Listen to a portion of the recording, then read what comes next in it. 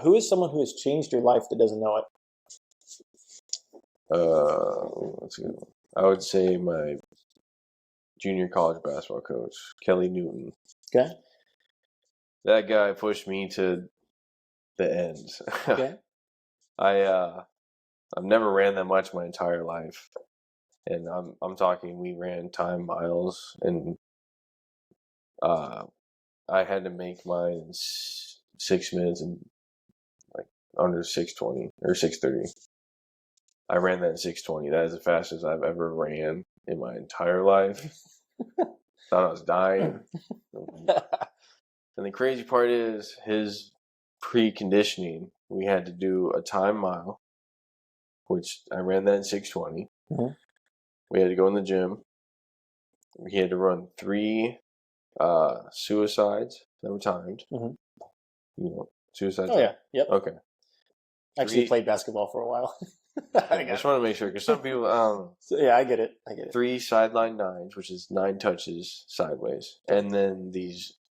Whoever came up with them needs to go to jail. He called them NBA shuttles. And you start from the baseline, opposite free throw line, back, full court, back. Okay. And you had to do 3 of those for it to count, like as one. I mean, do 3 sets of those.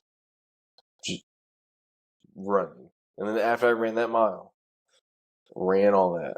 Just, oh, man. Every time I drive by that place, I see that track, I just shake my head at that place. But I'm thankful for it, appreciated it, needed it. Yeah.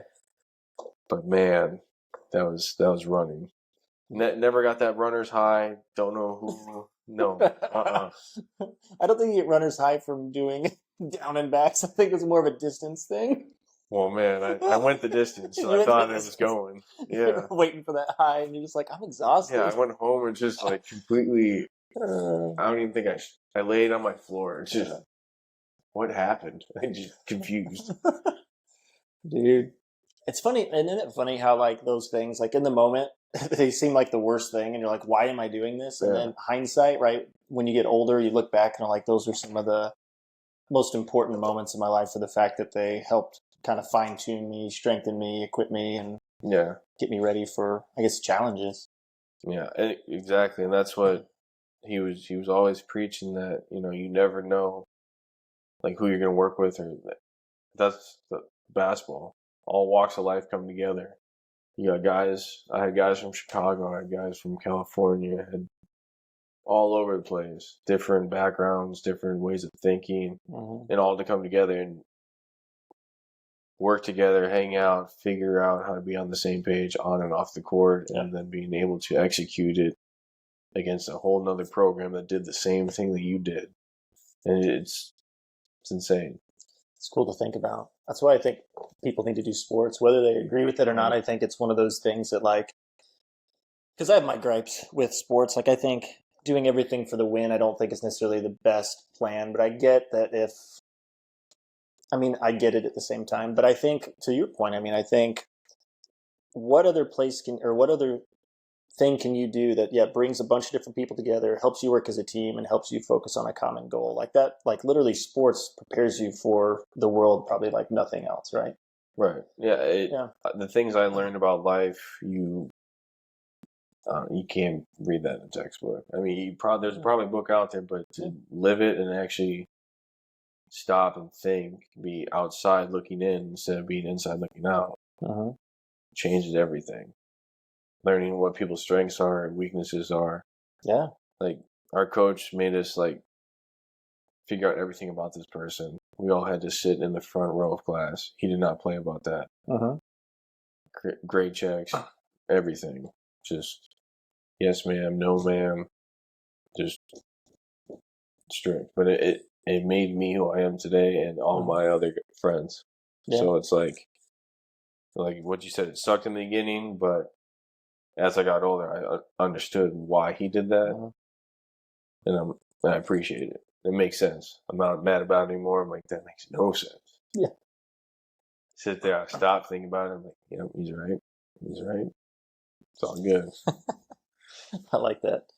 See, it's funny that you shared that too, because I think so. Someone, and I've shared this before, I think, on the podcast, but like one of the people I think that impacted me the most was actually one of my coaches from back in junior high and high school. So what happened is his name was Coach Phillips, but like he was there for junior high, and what I liked about him is what I learned is that he wasn't necessarily about the win. What he was is he was about like investing in each individual person and what they needed to be successful, essentially. Right. Which is ideal, right?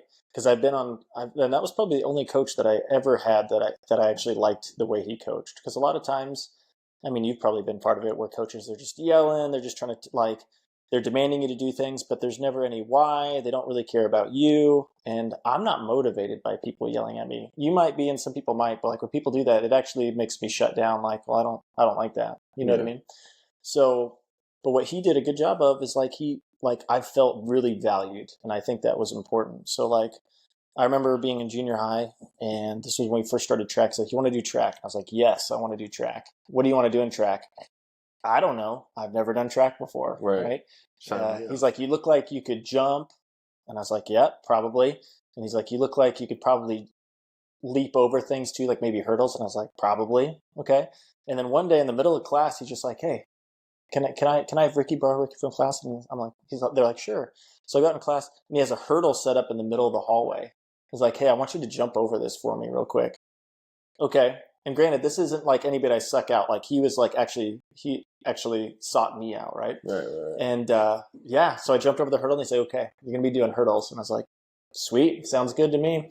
Right. And yeah, ever since then, like I just remember like him pulling me in the office and just chatting with me about like about jumping and just like hurdles. But I don't know. I loved it, and I thought it was really cool how I felt valued and just invested in. Also, like I was given free reign to also help my peers and stuff like that as well. So Right.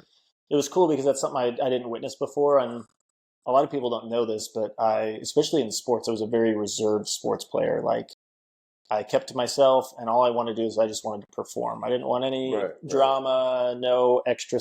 I just wanted to be there to perform. So for him to take interest in me, I thought that was huge. And yeah, great coach. Yeah. So no, I feel that kind of.